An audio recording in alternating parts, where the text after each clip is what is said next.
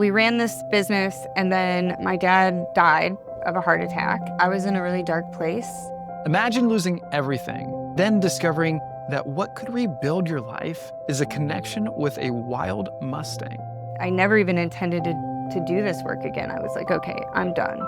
Everything changed when I brought home this wild horse. Today's guest is Amanda Held, an Air Force veteran and the founder of H.O.O.V.E.S, a powerful program that helps veterans facing PTSD reconnect to themselves and finding healing through horses. I have people every month come into my program that can't say one nice word about themselves.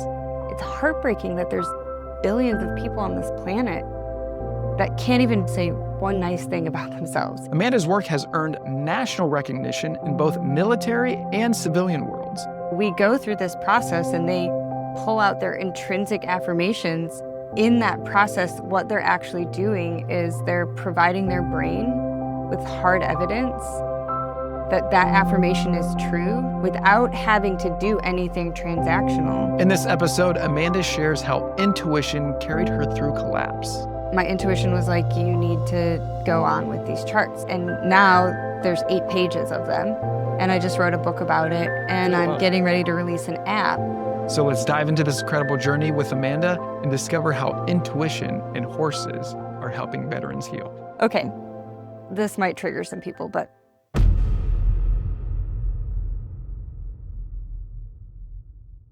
All right, Amanda, tell me a bit about the beginning of your journey. Right now, you're doing H.O.O.V.E.S and you're also in the military, in the Air Force. So tell me where you started professionally. my journey really began when I joined the military at 18. I knew that I was meant for something more than Toledo, Ohio. My friends were like, oh my gosh, wouldn't it be cool if we joined the military and we could meet cute guys and get in shape? And I was like, yeah, that'd be so fun. And then none of them joined. So I had a childhood with horses. Okay. I left that to join the military, and I did 4 years on active duty, and I ended my active duty tour on the Air Force Academy. I did not have horses in my life during that time. I really struggled not being in the military because I thrive on structure, being total ADHD and order. So I struggled with my transition out. I was just lost. Okay. And I started going out to the stable on the Air Force Academy and just hanging around, and they were really nice and they started talking to me. And somehow they talked me into adopting a wild Mustang. Okay. I would say that's where this all began, with this wild horse named Shelby. To back up a bit. For our listeners, Yeah. a wild horse. So you were saying you were at the academy to become an officer. I was living on the Air Force Academy because my ex-husband was a combat arms instructor. Oh, okay. And he was teaching the cadets. Okay. So you How to did your shoot. 4 years and then you got out. I was at Schriever Air Force Base in Felton, Colorado. Okay. But when I got out, we moved on to base housing, onto the Air Force Okay. Academy. But in your 4 years, you ended up getting married. I did. Okay. So you found it worked, what your friends were saying. I got stationed in San Antonio. That was where basic training is. So I went to basic training. I went to school in Mississippi. And then I got orders right back to Lackland Air Force Base. What did you go to college for? Business. Okay. But that wasn't until later on. Okay. So when I got out of the military, I had no education. I was a personnelist, so basically human resources. Yeah. I didn't have a college education. I had 2 kids at the time. They were 1 and 2 years old, 14 months apart. Okay. Being a stay-at-home mom was just not the career path for me. I was in a really dark place and I didn't know what to do. Everything changed when I brought home this wild horse. So you said on base there was a stable. There is. Okay, with horses. And when you say you brought home a horse, did you have a barn? No. So what did you do with the Mustang? So they have a facility, and they actually have a lot of Mustangs out there. Okay. And they use them. They have a trail riding program, so anyone can come and you can rent a horse for a couple of hours and go riding up in the mountains. Okay. And so there was a horse trainer there that was running the facility. And then they also had boarding options. So they had stalls and a whole facility that you could just pay rent monthly for your horse to be there. Okay. So I got a little stall and a private run. It was super cheap because it was on base. So it was like $150 a month. Oh, that's a great deal. Yeah, it was a great deal. For a horse? Amazing. I would get the kids up and around, do the morning stuff with them, and then I could pull right up next to where my horse was kept. So I would put them in the car and drive around, and they would fall asleep, and I would just park right there. windows down right there, not too hot or anything.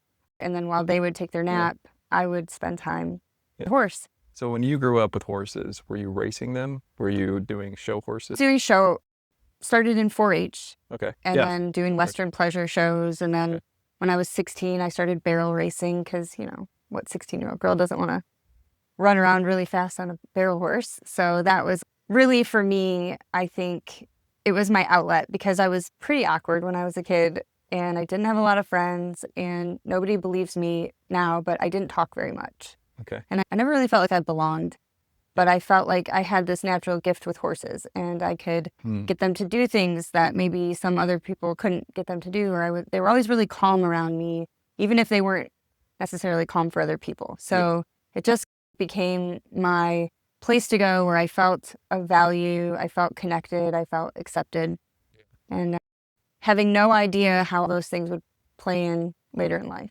Tell me more about the feeling of not belonging. I think that I've always felt different, and I think growing up, when you're a kid and then you start going to school, you start observing how other people are, and I've always been a really deep thinker, and I've never really been superficial or good at small talk. So typically when I'm in those small talk situations, I'm just super awkward. I had a couple of friends, they were horse people too, but I feel like sometimes when you're a horse person, you feel like the rest of the world doesn't get you. Yeah. Okay. For me, I realized when I felt that I didn't belong, a lot of times I had the perception that other people felt that I didn't belong. So I was actually going off of my perception of other people's perception, which I never asked them, hey, do you feel like I don't belong? I just assumed that I didn't belong. But once I was able to see that I actually am in control of where I feel like I belong, then it changed the perspective a little bit. Yeah, that's interesting. I'm trying to remember if it was because of the way other people responded to me or the way that I responded to them. It's interesting now because a lot of the work that I do and teach goes really deep into belonging. And so some of the concepts that I've learned now and that I look at now is that we're really not meant, I believe, that we're not meant to belong everywhere. And so now I see if I'm in a room and I feel like I'm not feeling like I belong here, I like to say feelings are just feedback. So what is the feedback that I'm getting? Because I'll tell you that anytime I land in a room full of horse people that have common values around horses as I do, I totally feel like I belong. I look at it now, I think biologically we're programmed to live in tribes. If we all tried to belong, there's 9 billion people on the planet, I think it would be really overwhelming for our system. And then we would all be similar and there wouldn't be uniqueness and flavor in the world. So now I look at it from a perspective of if I'm in a room and I feel like I don't belong, I just see that as I don't share a lot of the values with this group of people.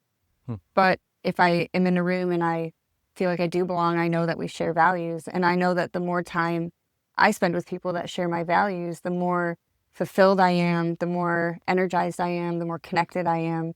And not to say that I want to be around a bunch of people that are like me, because I love diversity and I love different opinions. And I think that opinions can vary, but it's challenging when values differ.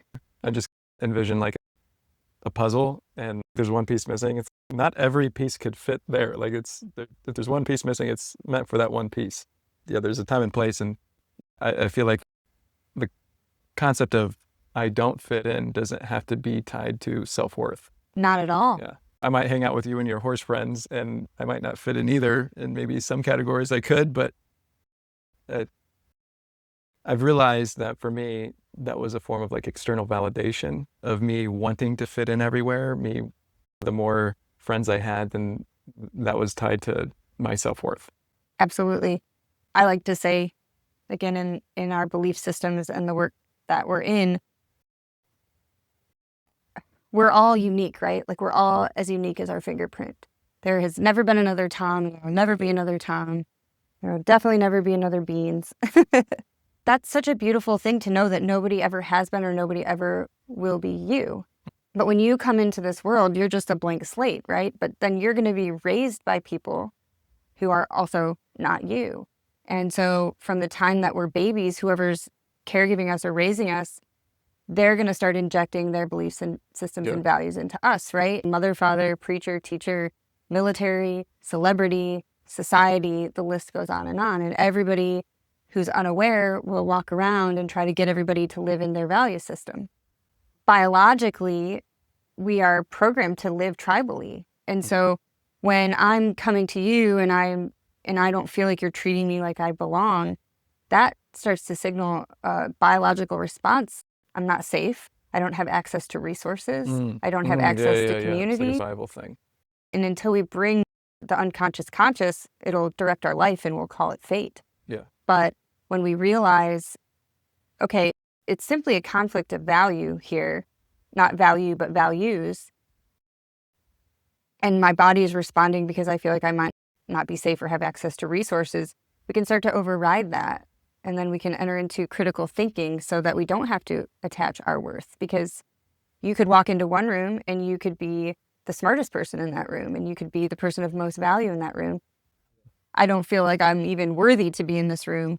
Yeah. And it's all just information, I think, to let us know where we're at in life. And I've tried in this phase of my life, because I chased a lot of validation for a long time and became a hard charger, over performer in everything that I did. I had to do it like at 200%. Where were you seeking that external validation from? I think it always starts with our parents, right? Okay. Initially, I was seeking it from my mom. And when I feel like I didn't get it there, that created a program in my brain. I'm not worthy. I'm not valuable. Or I think a lot of times when we're kids, and I think this is where it all starts, and this is the crux in the system, is that when we're kids and we behave, we get praise, validation. Yeah. When we misbehave, we get criticism and we get ostracized. So I think from a very early age, we're programmed that our worth is directly tied to what we can provide in the room. Can you be a good boy or girl? Can you be helpful? Can you be a good listener? Can you be easy? And when you're all those things, you get rewarded. And when you're anything but those things, you get punished. Yeah. And as that ties into our biological need to belong in the tribe, we're all running this huge subconscious program that we're responding to. Because every time we have a thought or a perception, our brain releases hormones, and the hormones are actually what drive our behavior. So there's so much going on under the surface that ties into how we feel, because all feelings are chemicals released by our brain. I got a few questions. Did it stop there, or did you shift into another person that you were seeking it from? No, it became from everyone. Okay. So then it's in my romantic relationship. It's from my supervisor at work. It's the friend group. Oh, I've got to be useful. If I need to know a lot of things, I need to provide value, I need to be useful. And then I'll be honest, in reflection, I think I got so bought into that system, I was probably like annoying at some point, because I'm like, you know what I'm trying to... Who is this chick? And why is she just coming in here to help everybody? Go away. I didn't ask for your help. I didn't ask for you to be useful. No, a guy who I quarantined with in Hawaii, his name is Yoshi. And a few years later, we end up meeting in Japan. And I wanted so badly for him to see how much I've grown since Hawaii. And I noticed that we weren't even like having a real conversation. He was like, yeah, there's this coffee shop that has matcha, and they're like known for matcha. And I was like, yeah, but I do these meditation retreats and they're great. And he's like, do you like matcha or not? Yeah, matcha's great. Yeah, we can. And then I would just like keep trying to show him like how I was, but I realized I was wanting his external validation. I wanted him to say, wow, Tom, like you really grew since last time I saw you. And I realized that I was trying to replace my internal validation with an external validation. Absolutely. And I realized that when I was doing that, like, I was thinking, okay, I'm going to say this to Yoshi. I said, don't say it, but I realized I really wanted you to notice how much I've grown. He's like, yeah, you've been growing so much. I was like, I know, don't say it. And then it brought up some tears of me actually accepting me. and I was resistant, and I was actually selling myself short to go get someone else who, he's a great friend, but I was valuing his opinion over like my own internal validation. When I switched that was a big step for me. And really my journey with Grit Matt, if external validation is a drug, I had access to all the drug dealers. I could call any news station and get on the news and look at my thing I made. And it's interesting hearing it from like other people of. I see it in many people, probably most people that I interact with. Mm-hmm. We're just chasing that because that's when we're programmed like this, it's really good for business, right? It's good for business because we're seeking, we're spending money, we're going to self-help, we're doing this, we're doing that. I think there are, because I've heard some people say stuff like that. So let's say specifically, slightly different topic is narcissism. I've heard people say narcissists have benefits in capitalism, in entrepreneurship. And I agree with that. I think there are some pros and cons. We can focus on the pros. Like what you're saying, I think we can focus on the pros, but I think that there's also some cons that like really being centered and not needing external validation. Because now, like you were saying, you're trying to help people who don't even need help, right?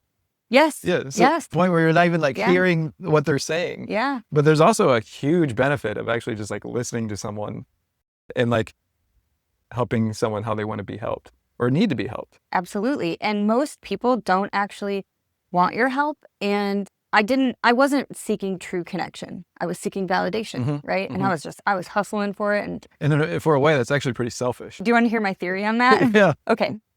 This might trigger some people, but I think that we're all narcissists. I think that everybody has a degree of narcissism in them.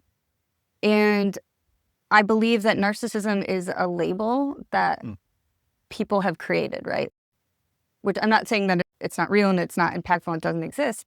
I have a real charge on this whole empath narcissist thing because it's, oh, I'm an empath and I attracted this narcissist into my life. Then I listen to people that are self-proclaimed empath and I'm going to sit next to you and I'm going to feel things and then I'm going to tell you how you feel. Yeah. And but you have never done anything for anyone else. Right. Everything that every person does is to gain a feeling. All do everything that we do because of how we perceive it's going to help us feel. In the program, we talk about narcissism and we talk about there's two types of narcissism, right? There's and this is from a guy named Stephen Gardner. He's one of my greatest mentors.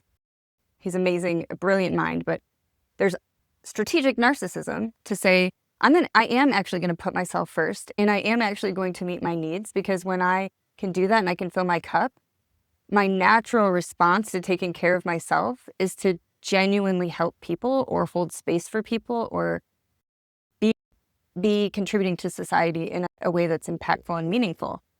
And then there's also unbridled narcissism, which is people who are really causing a lot of harm and being off the charts. It's narcissism polarized. But if you can't accept that everybody has a degree of narcissism in them and that maybe it's not a bad thing because sometimes your inner narcissist comes out to try to help you get things done.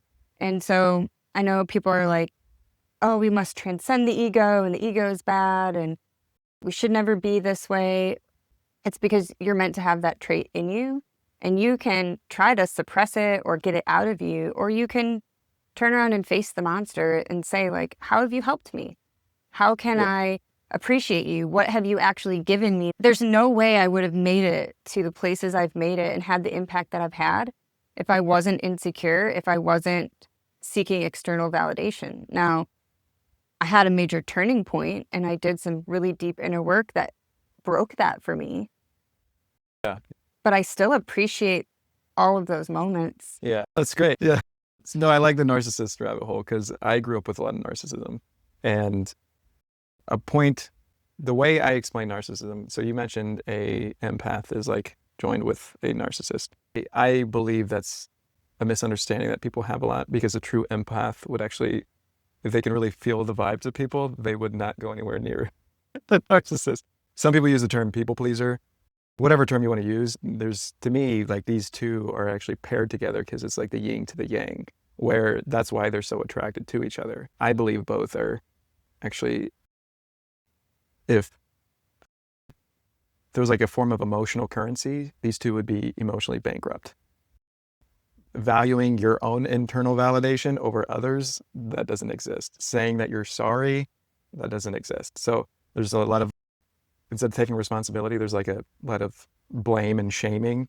So I love the topic because there's a lot of misunderstandings about it. I actually think the partner with a narcissist is typically at least 60% the same as the narcissist. I agree. They're just seeking it in a different way. Now, the way I view it in my mind, I'm like very visual, is I think of those in the car where you're turning on the heat or the air conditioning, and there's like blue on this side and it gets smaller, and then there's like red on this side and it gets smaller. So it's like, where are you on that dial? Are you more of the 100%. people pleaser? Are you more? And then also you have the other dial where there's typically 4 or 5 little dots, where the biggest dot is the most extreme, and then you might have it very like barely on, where some people are more extreme, some are not. So specifically the term narcissist can be diagnosed, but it's similar as autism. You can be diagnosed with autism, but it's on a spectrum, really. Absolutely. So it's interesting to see that. And what's been really healing for me is I was so focused on the narcissist side of my family. And then when I realized they're basically half the problem, then I really opened up the curtain of the other half of how I was raised. So seeing both sides is very helpful. The way I feel is that right now there's a lot of attention on only the narcissist side, where to me it's like, how do you kill cancer? You don't feed it. Absolutely. I'm so with you, and I agree wholeheartedly. Do you study or are you aware of any of the laws of nature? Tell me. Yeah. There's a lot of different laws of nature, but some of the primary are, first of all, the law of balance, right? Okay. So the law of balance always exists. If we look at nature, we have the life cycles of the forest, of the yin and the yang, right? Everything has two sides. Every positive has a negative, every negative has a positive. And then there's the law of polarity. And so like you gave a really great analogy of the law of polarity. Empaths and narcissists are two poles of the same degree. When we look at temperature, like we have cold and we have hot. They're both temperature, and there's a degree everywhere in between. That's actually what I use when I teach the law of polarity. But there's also the law of rhythm, right? And then there's also the law of correspondence. The law of rhythm states that everything has a rhythm, seasons, ebb and flow. The only thing constant is change. And then the law of correspondence is at play as well, which is as above, so below, as within, so without.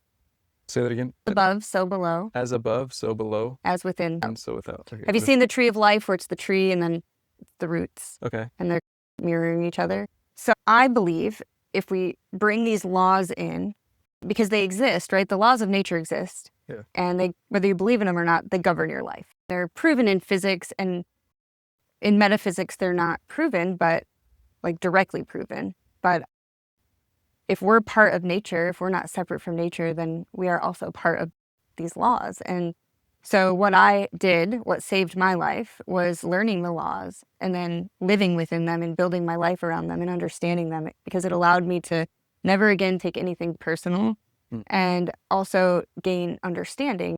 And when we talk about doing like somatic work or work on our nervous system, the biggest gift that we can give our nervous system is certainty.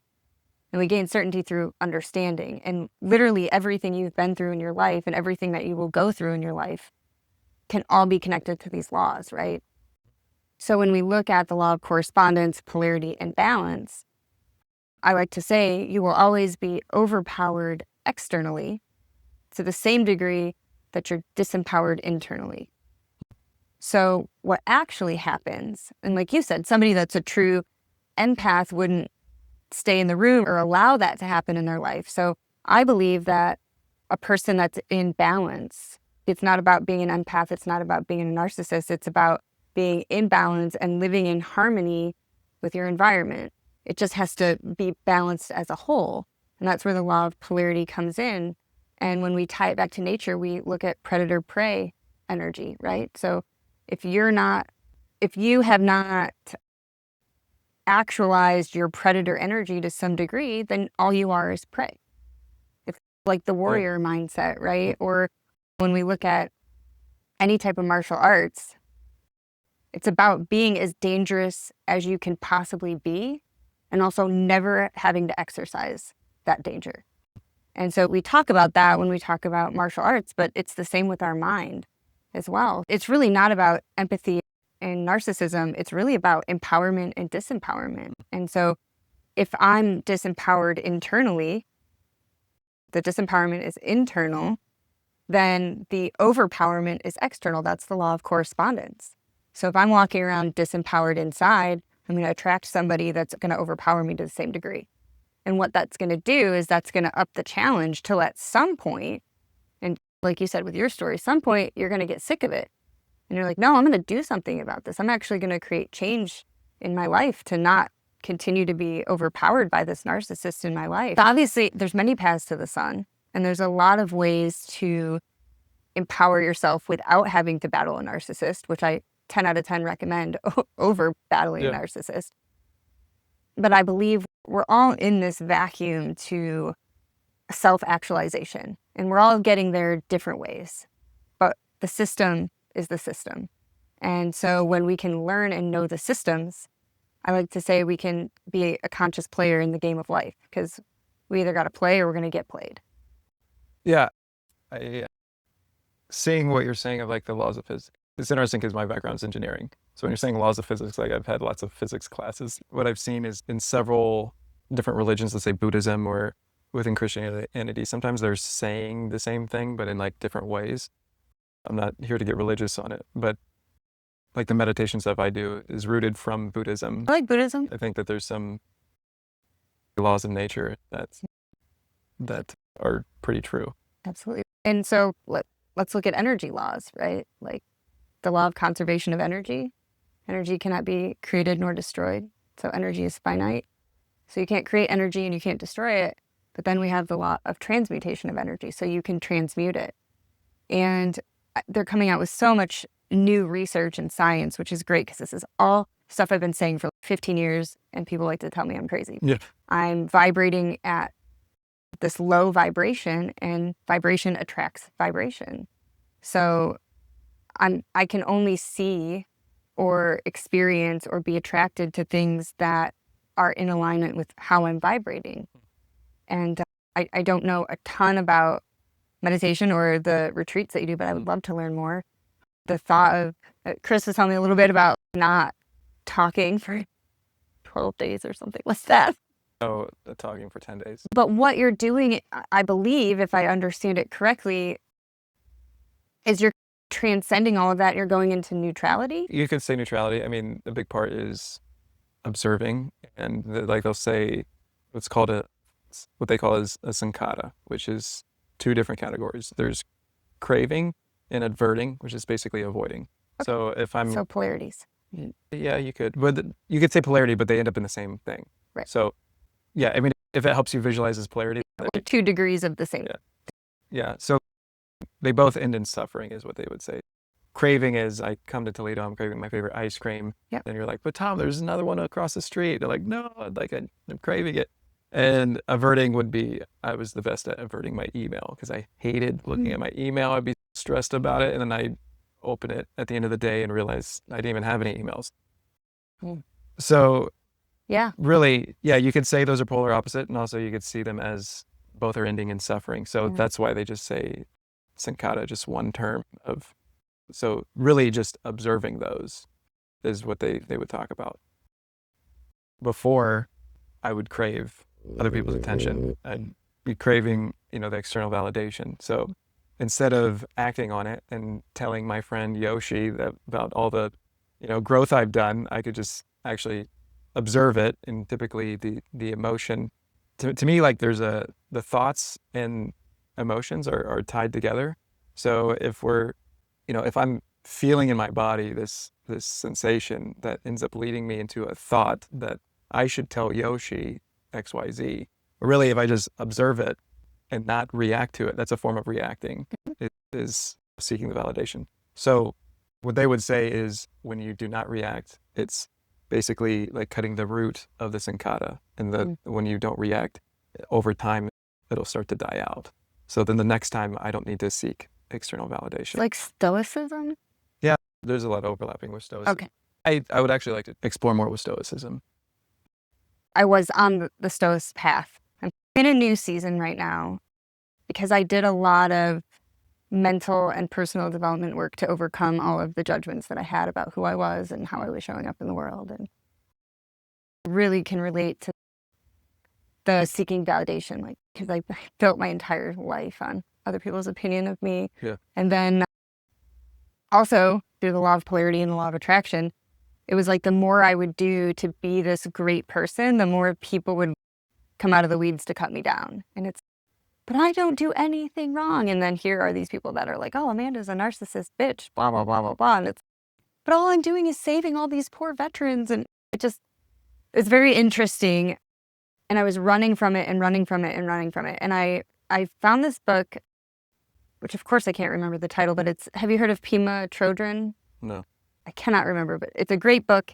And the gist of it is, we run from all of this stuff because we show up in these ways in our life, and then we place judgments on how we're showing up. And then we have to do all these things to not be what we're judging. The work I'm doing now is really different. It's really, I liken it to turning around and you're running from the shadow. I don't want to be this and I don't want to be that.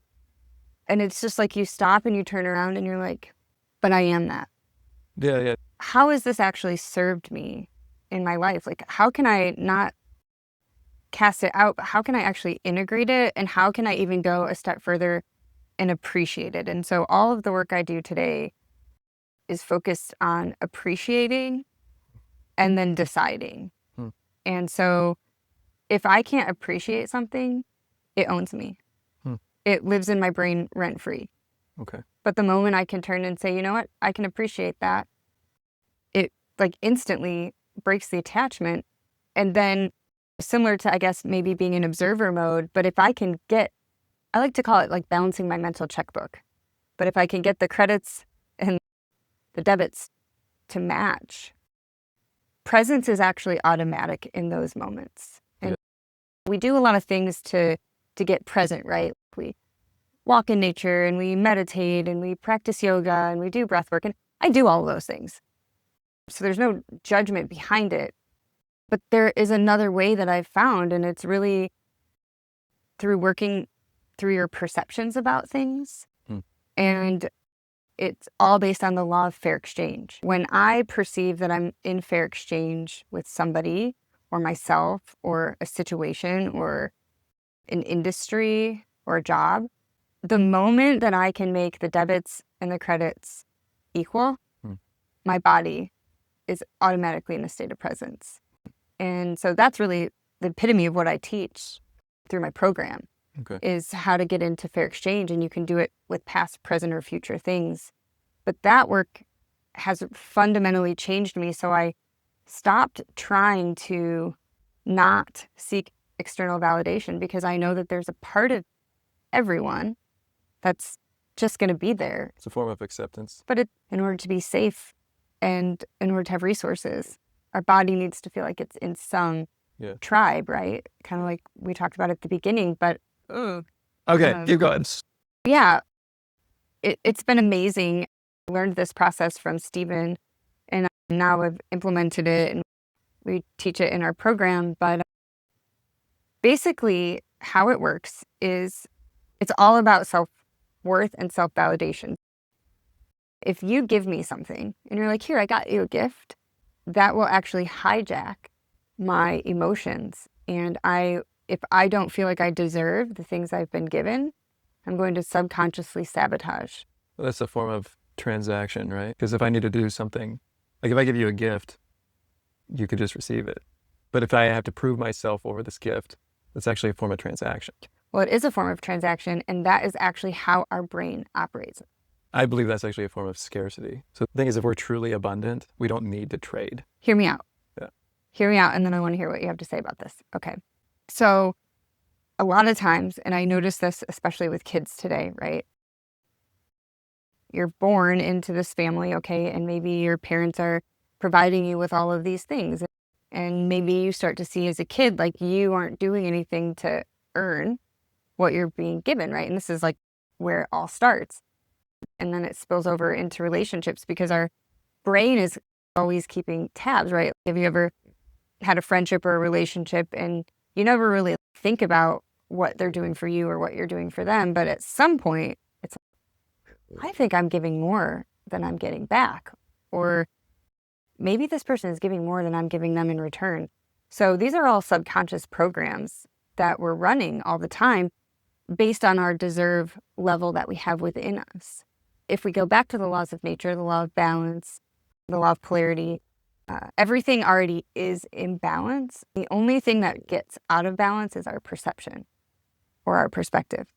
When we have an imbalance in our perception or our perspective, that creates an imbalance in our brain chemistry, and it overrides all of our decision-making processes. So a part of this, one of the things that we do, or the processes that I teach people, is they go back and they pick a person in their life that they feel either gave them more or that they gave more to than they received. And we work through this process on this person, and what that person is actually able to do is see who they had to be, not do. Who did you have to be for that person to want to do that for you? And so it takes our transactional perspective and it puts it into a relational, or just like associating to reality. We call it deriving your intrinsic affirmations, right? Because have you ever tried positive affirmations?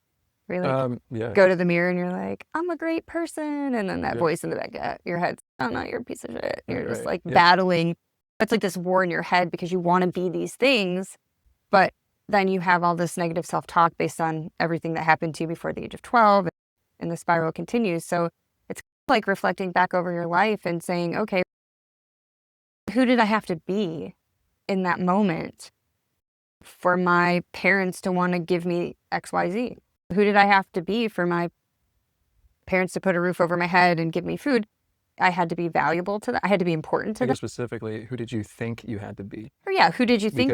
Because like to a point, every single child is receiving more from their parents on a typical situation. Yes. So then therefore, who has given you more? Like most people would say their parents.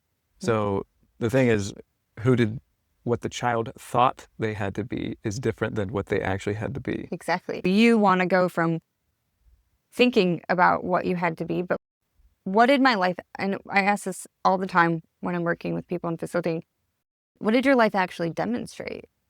And I watch these people. I have people every month come into my program that can't say one nice word about themselves. Like the thought of saying one nice positive thing about themselves makes them crumble. They sweat. They can't even get the words out. It's heartbreaking that there's probably billions of people on this planet that can't even bring themselves to say one nice thing about themselves. We go through this process and they actually get to pull out their intrinsic affirmations to realize that just by being their authentic self, they are all of these things. But in that process, what they're actually doing is they're providing their brain with hard evidence that that affirmation is true. So now it's not an affirmation that I have to go and repeat in the mirror. It's looking at, without having to do anything transactional, this is who I am. Just for some context, Yep.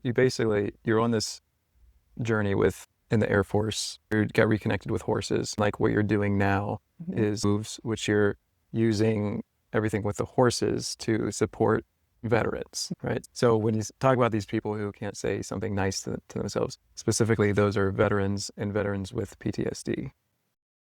In my program, yes.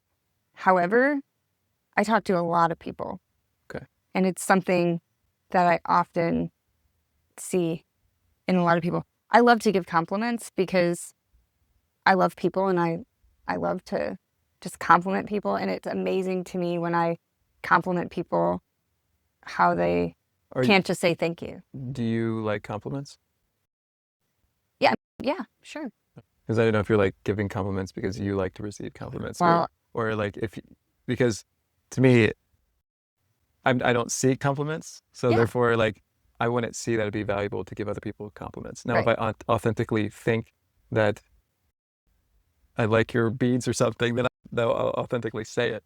Mm-hmm. So I guess, do you feel that, I guess on a spectrum, I guess, how authentic do you feel that your compliments are? Is it to get to other people to feel good, or do you No, actually? and that's, you bring up a great point, right? Because we're always giving to others what we want people to give us, right? That's how we operate. We give and we help and we serve in ways that we want in return. But for me, my big thing lately has just been from a state of not like compliments to try to make people feel good, but just like letting people know how I really feel about them. How often do we go through our life and our day and we don't, maybe we feel these ways about people, but we don't actually tell them.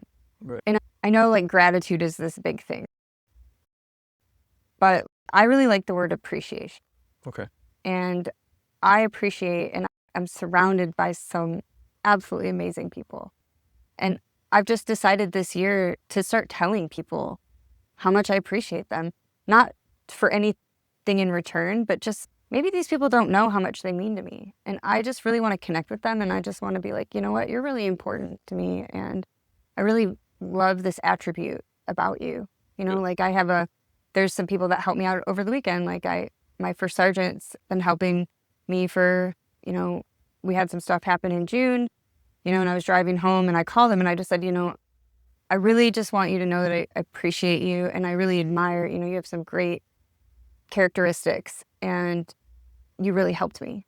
And I value your opinion and you were there for me through a challenge. And so it's not like, oh, I like your pants, but it's like I've been thinking about mortality a lot lately, you know, because we're not young anymore. You know, like my life could be like halfway over. Am I connecting with people that I care about in the way that I really want to connect? Through doing a lot of this work, I have transcended. I don't have self-esteem issues. And I thought building this organization and saving all these people's lives and doing all this, I thought that was going to bring me something that I didn't already have in myself. And I realized when I got to the top of that it didn't give me what I thought it would. Well, what was that? Validation, right? I thought that if I did all of this stuff, maybe I would wake up one day and I would feel worthy and valid. Do you feel that you built it off of lack of worthiness? Of course, right? Our voids create our values. Go deeper with that. What does that mean? So our brain only sees in voids, right? So we seek that which we perceive as missing. So if you're seeking something, the catalyst to get you to want to accomplish that is the void of it somewhere. So you seek that you're missing. Everybody does. Tell me about you from your experience. Yeah. So like for me, oh my gosh, I'm trying to remember the guy that came up with it, but there's like the four main. So people, you can trace back what you seek to like four things: money, pleasure, fame. So my big thing was fame, which is really validation. And I'm not famous, but a form of external validation. It's validation's at the root of all of it. And why do I feel the need to seek validation? Because I felt very invalidated as a child. I felt unworthy, unimportant, just through the way that I grew up. And I didn't have a good relationship with my mom when I was growing up. And so I felt like these are things that I was a void of. To have what? This validation, this self-worth, this feeling worthy. You wanted the external validation for yourself. So then I went out to prove externally that I was like good enough, worthy. And in the process, tried giving that to other people. It's the journey of the wounded healer. Yeah, so your actions are based off of a lack of worthiness. Totally, yeah. So I guess if you were worthy, what would you do? Yeah, and I didn't know like what, if I was worthy, what I would do. And so it would be like every time that somebody would come through my program and they'd be like, I wasn't like, oh yeah, I did. Because I don't ever take that. I always tell people like, I didn't save your life. I gave you the tools and you did the work and you saved your life. But it was like, okay, I deserve to be here because I helped somebody be better. Somebody outside of myself be better. Do you feel that with having a program that you're saving someone's life, do you almost feel like that is a form of entrapment? Like you have to be here to save other people's lives? Well, does that ever get heavy? I can't save anyone's life. I saved my own life. And now I share the tools that I use to save my own life. But when people come to my program, the first thing I say to them is whether you come here and you lay by the pool for 5 days and you enjoy the food and you pet the horses, or you come here for 5 days and you do the deep soul work, it's you.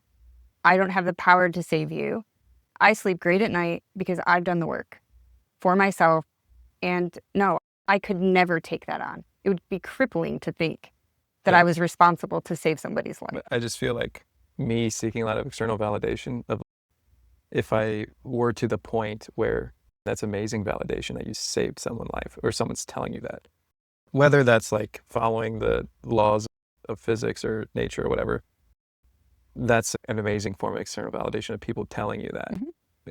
I feel like in the beginning with someone like myself that's fueled by that, over time, that could almost be like building your own cage. Oh, totally. I felt like there was a point where I was building my own cage where it's, okay, Shark Tank update, cover of Time magazine, Forbes 30 under 30. There's just, okay, I keep outdoing myself. What's the next thing I got to come up with? It's exhausting. It is exhausting. It is. And yes, it does.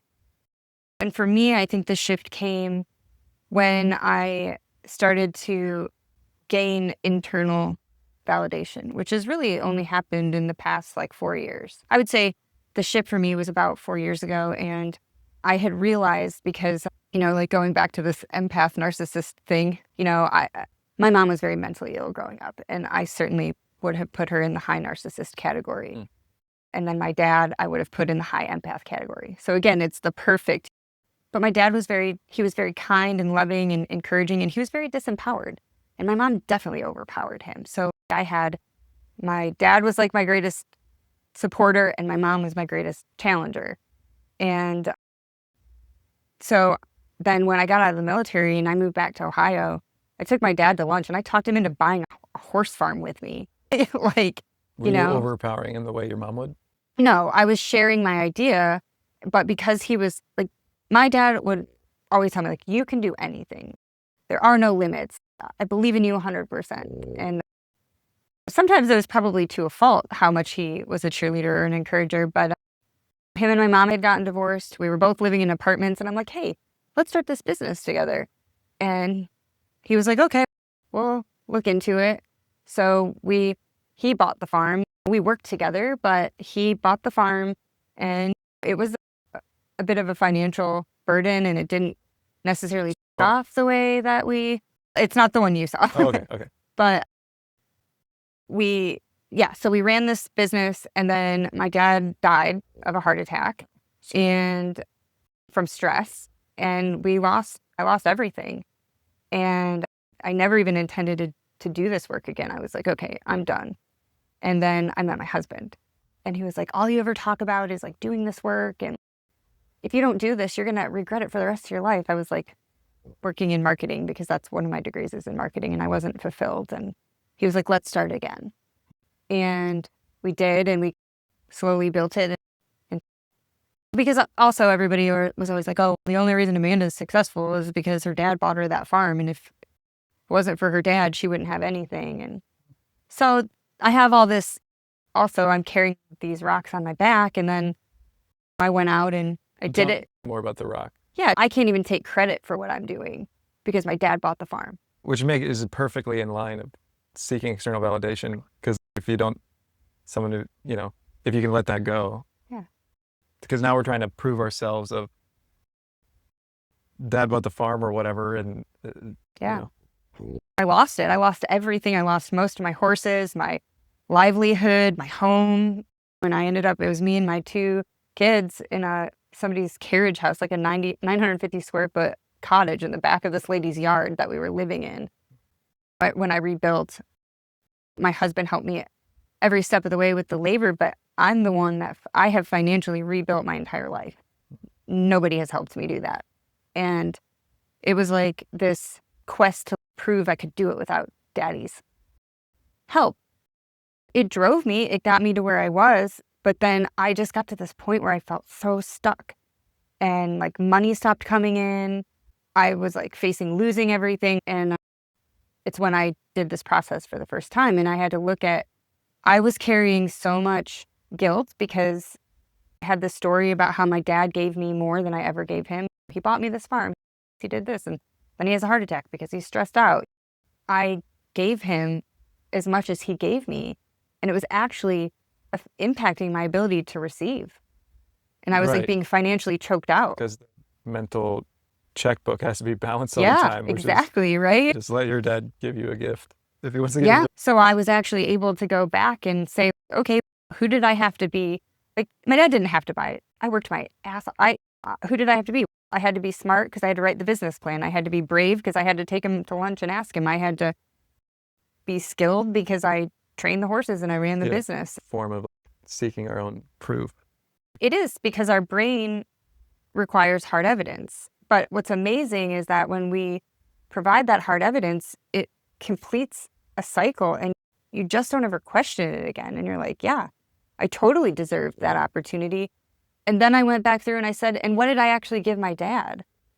The first year we bought the farm, he lost 50 pounds. He was rotting away in an apartment playing computer games. We ran that farm for 8 years. So he got 8 years of enjoyment. He met people that he never would have met that he really cared about if it wasn't.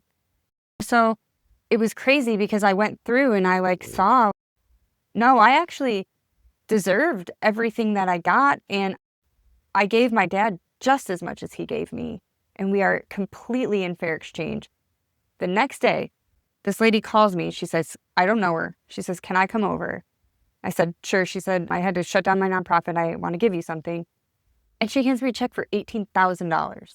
And I feel like every time things in my life start to get wonky or shut down or out of balance or out of flow, when I go in and I do this process, it brings me back into the present moment and I can reopen those channels of flow. And I've done this exercise. I've done it on my dad, on my mom, on my husband, on my kids. I've done it on anyone that I have a relationship with. Can you explain the exercise?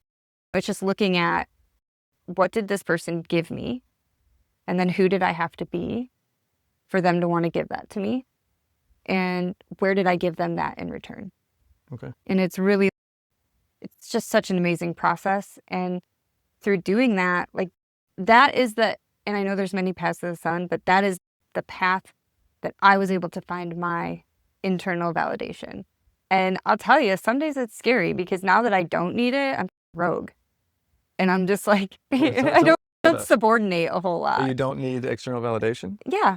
So I just show up and I'm just me. And if we have aligned values and we want to hang out, cool.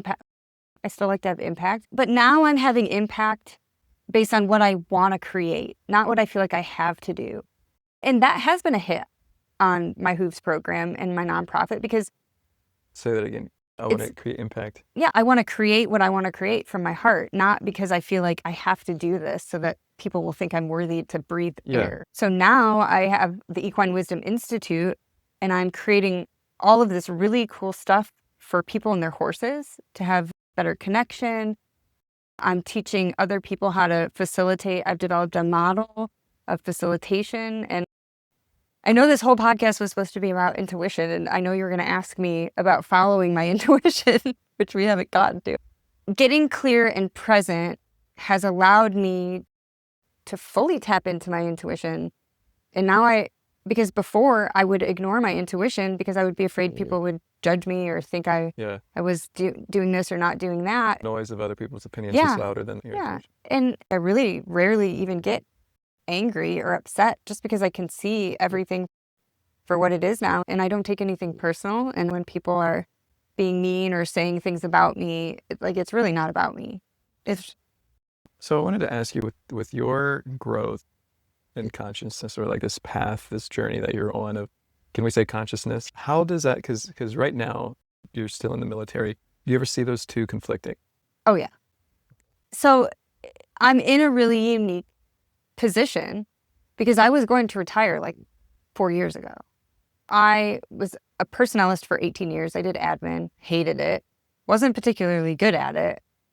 And I really wanted to be a first sergeant. That was my dream because I had some really crappy first sergeants. Okay.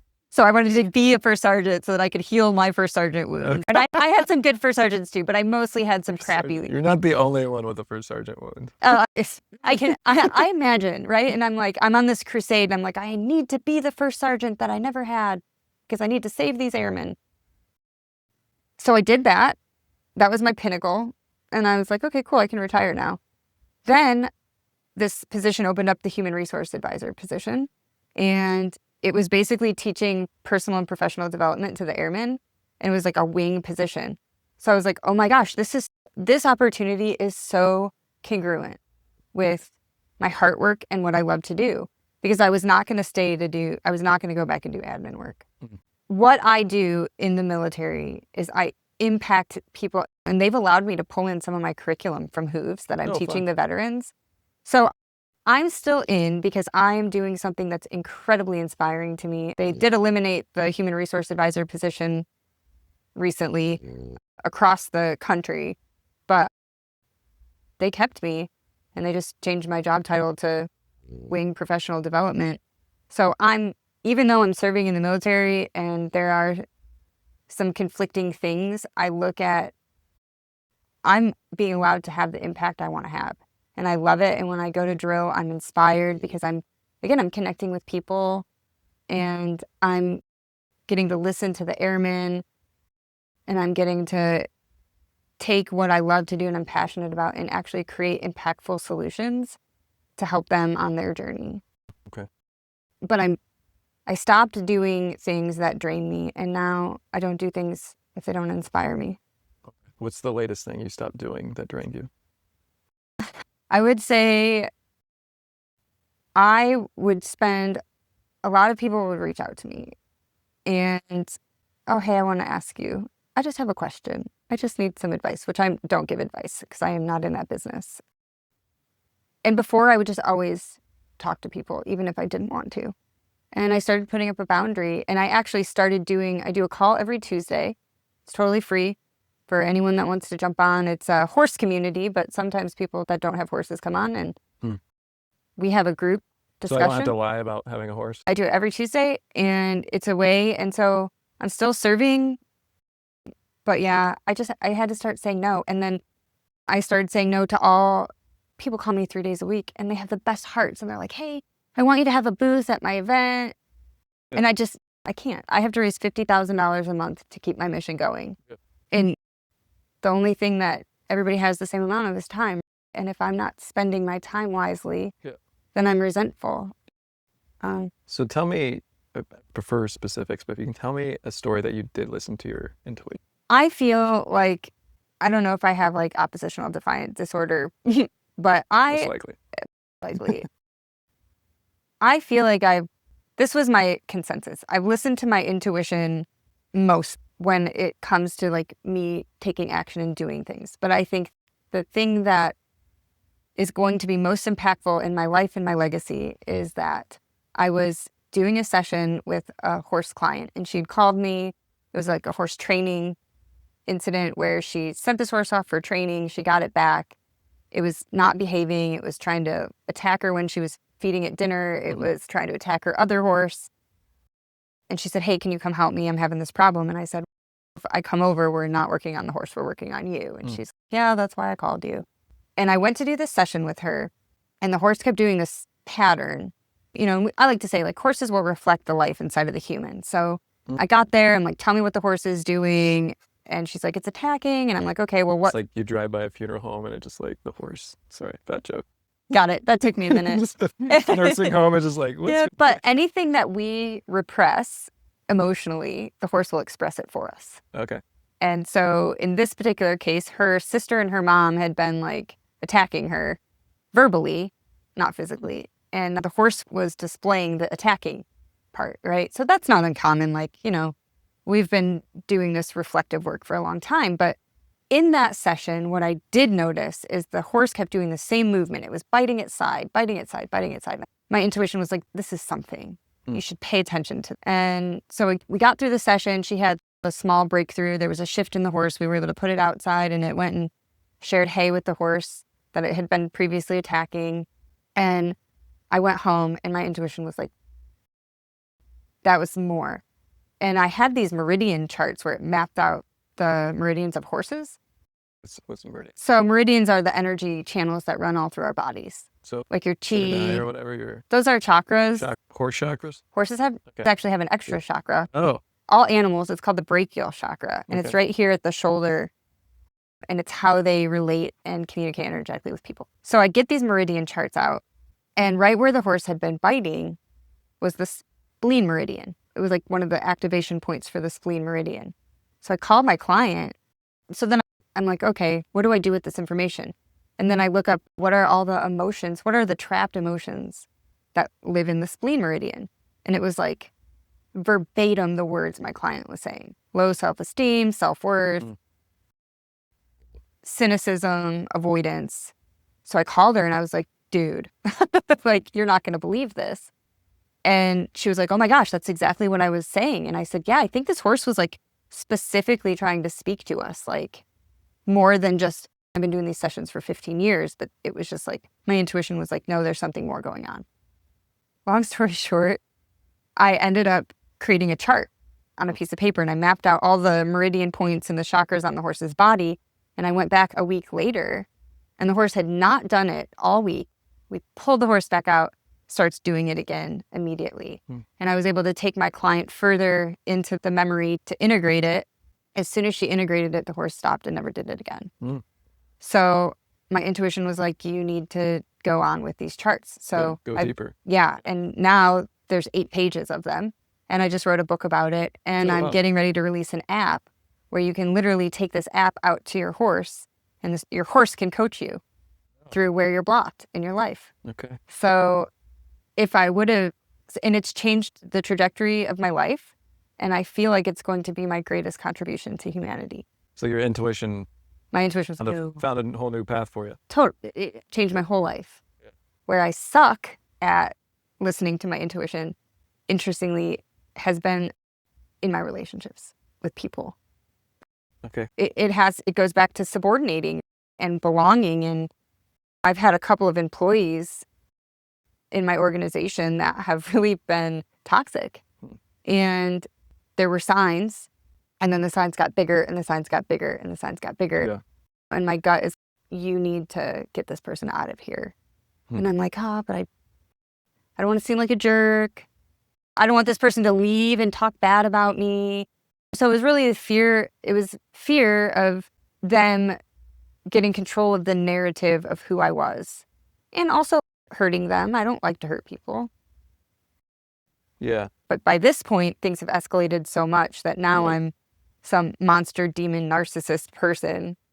That's what's been helpful with me with meditation, is that every day it's like a little bit of, there's these little aha moments where, in your case, what you're talking about is basically the straw that broke the camel's back. But the thing is, when the straw is placed in the camel's back that breaks it, that means there's thousands of other straws on the camel's back. Yes. I feel like with the meditation is that you're able to see, oh, we should not put straw on the camel's back. Like we should, beautiful. It's like helping you unload it, like preventatively. Right. So instead of, maybe we're having conversations that are emotionally charged, maybe we're setting boundaries, maybe we're just, hey, last time you did X, and that's okay when we don't have clients around. My girlfriend's boss, she has a whole program about boundaries, and it's been pretty amazing kind of being a little adjacent to the whole program and seeing, oh wow, like just simply setting a boundary, where there's a big fear sometimes of setting a boundary. And that's what's interesting with, back to the narcissist and the people pleaser system, is like the people please, like neither of them can emotionally afford boundaries, where one side's like, you're trying to control me, and then one side's, oh, if I enforce a boundary, then therefore I'll be rejected. And like really underneath the rejection is the fear of abandonment, and like that pain of fear of abandonment is that we actually inflict on ourselves is way worse than whatever the other person could do. So subconsciously we're actually trading the pain, and we're like, no, I'll just keep letting them violate my boundaries until the last straw happens. Absolutely. And then you're like, then you just look like an asshole. Yeah. It ties back into any area in your life that you're disempowered. You're going to attract somebody to overpower you, to wake you up to that imbalance. And even though I can be an empowered leader, I can get on a stage, I can lead a big team, where I was disempowered is when I had to sit across from somebody who wanted to make me responsible for their emotions when I'm not. And something they are responsible for. Absolutely. And it's So, draining. They're like wanting a thing. You're the gas station and they're like, yeah. I need hydrogen. I need water. You're like, I sell gas. That's all I Yeah, got. You can drink it, right. but I want to recommend it. Yeah. And I think too, it's tough because I deeply care about people. And what I had to realize, because I do believe in extreme ownership, and I know that I'm a part of every experience that I have, and every relationship and every experience is here to wake me up just to a little imbalance. And I've had to go in and ask myself, but I've also noticed that I created these monsters in my life because You also created the perception that they're monsters. Yeah. So I meet these people and I love to give. Maybe it's because that's what I wanted, or maybe that's who I am. I don't feel like it's with agenda. It's just come in, be in my family. And I treat people really well. And I think people get used to me treating them really well. But then they do something to cross a boundary, and I don't have a problem calling things out like anymore. Yeah. And Enforcing. I don't have a problem enforcing. I'm really good at it. I am a recovering chronic people pleaser, and I did not even ever set a boundary until 6 years ago. Just have a shirt. So bad. But then because I've been so nice, a normal boundary feels like an attack because they're not used to me. Or you think they feel attacked? I think they feel attacked. I've taken all the coaching things and I know how to give feedback, and it's okay. Don't use I statements. Okay, this is what happened. Help me understand why it happened. But I think it's that energetic accountability. Yeah. I don't like that. I'm wondering if there's I'm seeing definitely like a growth point, but is there like kind of an underlining point of, are you kind of attracted to those like boundary buster people? Well, yeah, because the point where you're like, I'm not even feel like I'm at a level like certain people in my family, I'm like, they're not going to respect boundaries. Yeah. So really, actually, the boundaries that I set are more for me. If this is violated, I leave. Yeah. Hey, can you stop doing that? Sure. But yeah, I guess like I see that you're like switching the mechanics. I'm just wondering, do you feel that there's a sense that you might be seeking or attracting or allowing yourself to be around the boundary busters? Yeah. First of all, look at what I do for a living. I bring 10 wounded people into my home every month who are lost and in very low vibration, generally, not everyone, but most of the time. And then I provide them with tools and awarenesses that for a lot of them radically change their lives, right? But after you have a shift in awareness, you still have to go and do all the work. Like the work is never done, right? Like I don't believe we're at an end point until we leave, and then who even knows what happens after that. The learning experience I had is that a lot of times these people will have a lot of transformation. I'm proud of them. I have this chronic habit of seeing people's potential, but just because you have potential doesn't mean that you're ever going to actualize that potential. So I've allowed people who have come through the program to then come back and work for me, and then they don't do the work. They don't continue, they rest on those laurels and then they revert back because the work is a lifelong process. Like I do the work every day. I far from have life figured out. I'm far from perfect. I certainly still have my shit every single day, but I have lots of tools and ways to be able to navigate and learn from that. And what it's come down to for me, and kind of like what you said, like these days, the moment I get, because I'm like, oh, I'll just give this person a chance. So that's what gets me to the point is like giving people all these chances when it's now I listen, my intuition tells me, okay, my nervous system doesn't feel good around this person. Okay, we're cordial. We're not taking the relationship any further. We can be acquaintances, but yeah, it's about protecting your space. You can't expect other people to change. It's up to us to maintain those space boundaries. And now it's like, I just don't continue the conversation, or I don't invest time, effort, and energy with people who aren't doing the work, some type of work. It doesn't have to be but are you waking up every day with a victimhood story about how life's unfair and all of your problems are someone else's fault? Because if you do, there's no judgment. If that's where you're at, that's cool. But I don't want to invest my time there. Yeah, that's fair. For me, it's been interesting coming back to the States, living with my dad. There's a point where I was actually wanting my dad to be someone who he wasn't. And there was a point that I realized, like I was also doing this with my team within GritMat, is I wasn't actually accepting the person. I was actually accepting what they could be, which actually loving what they could be is not loving them. No, That's it's actually basically the opposite. And it was almost like I had this like carrot of my approval, and like, if you actually do this thing, if you were to grow to my perception of what I think you should grow, then therefore you have my approval. And then I realized that was actually a reflection of how I was treating myself, where I wasn't able to accept others for the state that they're at because I wasn't willing to accept the state that I was currently at. Where that's why I was, okay, what's the next thing? If I'm on level 10, I felt like I need to get to a level 11. Like, can I just be appreciative of where I was at that time? Where the second I get to 11, we need to get to 12. We need to get to, absolutely. And then I thought I was addicted to growth, where really I was actually addicted to shaming myself for where I was. And then I was actually doing the same thing to everyone else. Big awareness. That was a big one. Whoa. So I was realizing, like, man, why am like people just can't grow to my.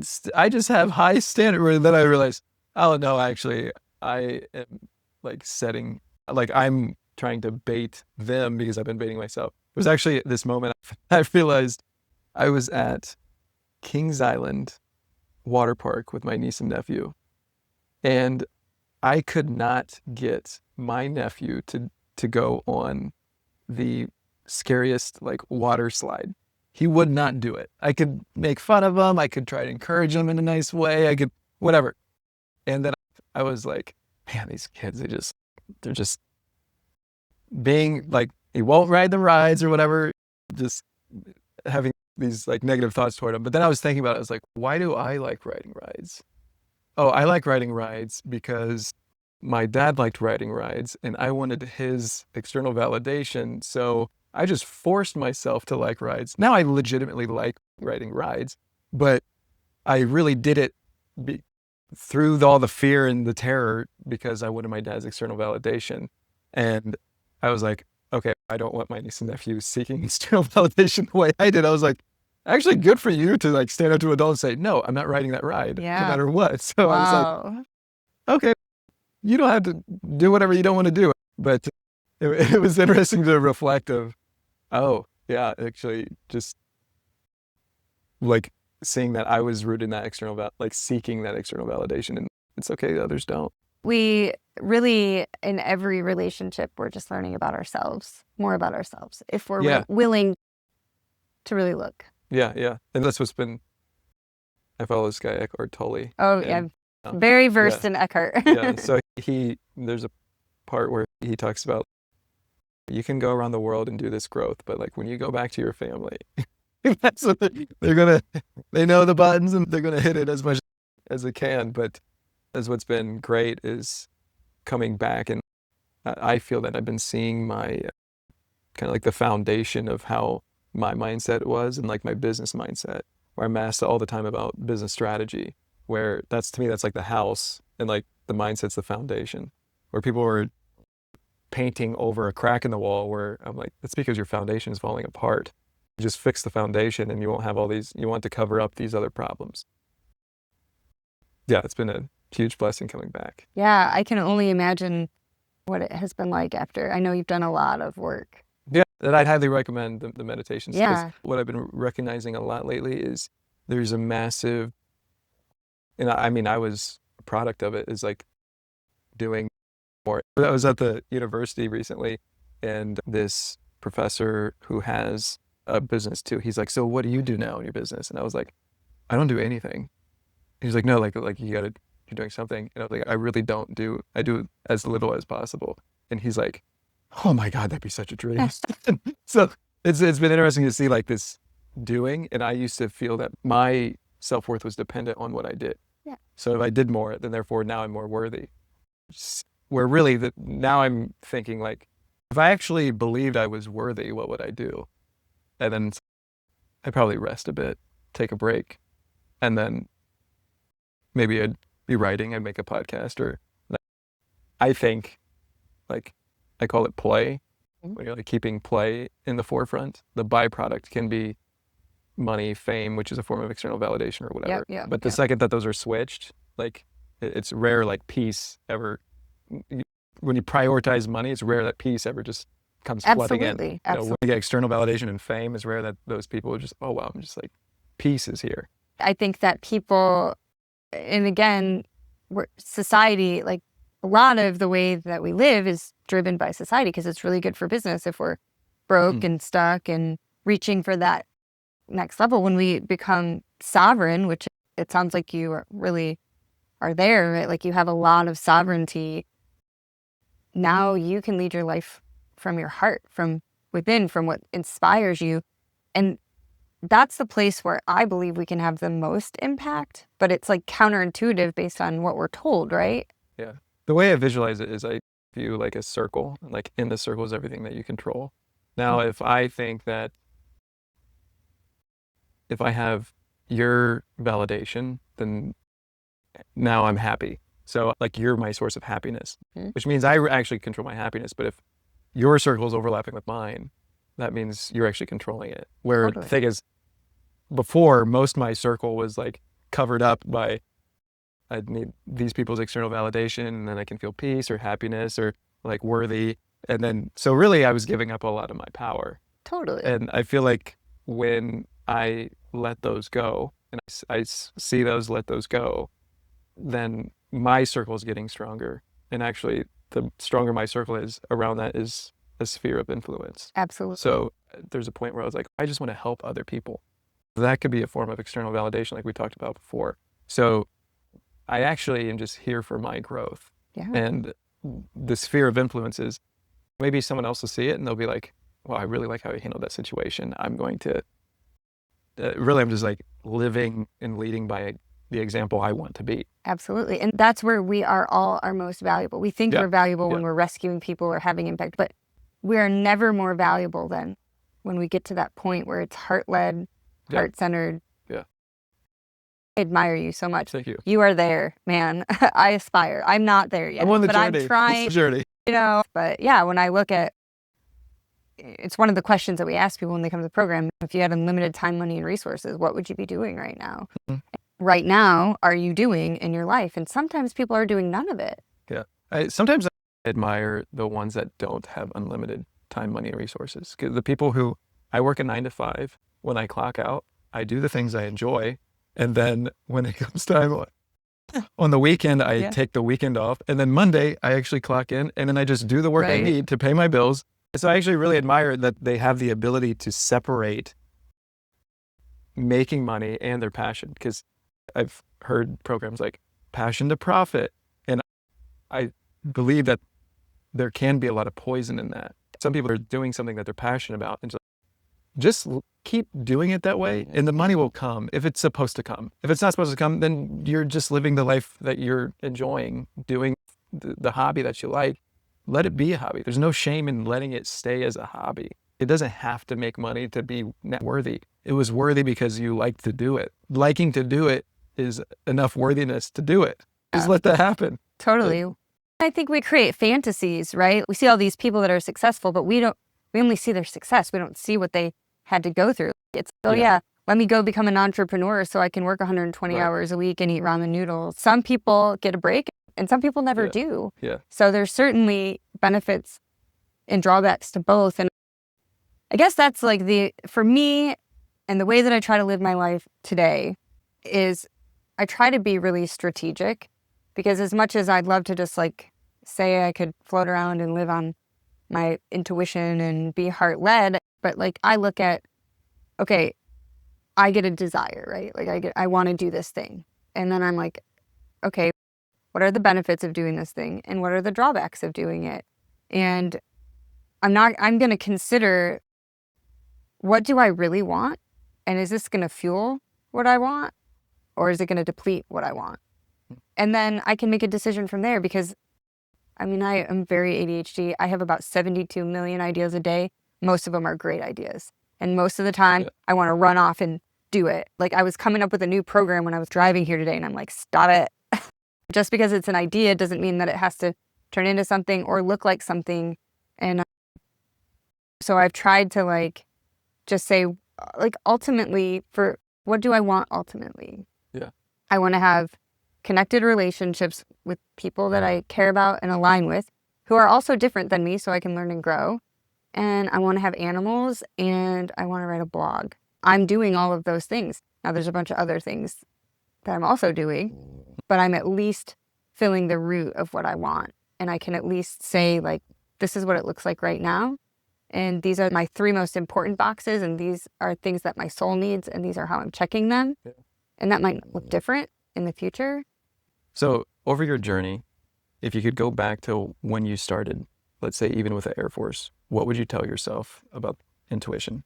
If I could go back, I would tell myself, your intuition will never be wrong. It can't be wrong.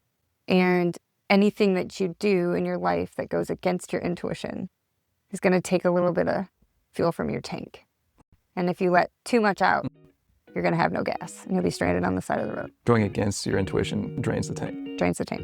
Yeah, I like that. I think there's also, when you surrender to the intuition, you let go of things like second guessing, worrying that something was wrong. Well, I could have been over here. Where it's like, this is a decision. You just respect it. You go with it. Well, thank you so much. Yeah. Awesome. For a great conversation. Thank you. Yeah. And good luck with everything. Yeah, thank you. Wasn't that amazing? I get so energized by conversations like this. Thank you for liking, subscribing, and sharing with those who you care about. It's one of the easiest ways to support a small channel like this. It helps us reach more leaders like yourself who want to grow in emotional intelligence and intuition. Before you go, I'd love to invite you to my Saturday newsletter, a 5-minute weekly read to sharpen your intuition and strengthen your emotional intelligence. It's where I share all my deepest insights, both personal and as an entrepreneur. Click below on the top link in the description. Let's keep this momentum going and check out this next episode. It's one of my favorites, and it's the next step in your growth journey. Just one click away. I'll be there waiting for you.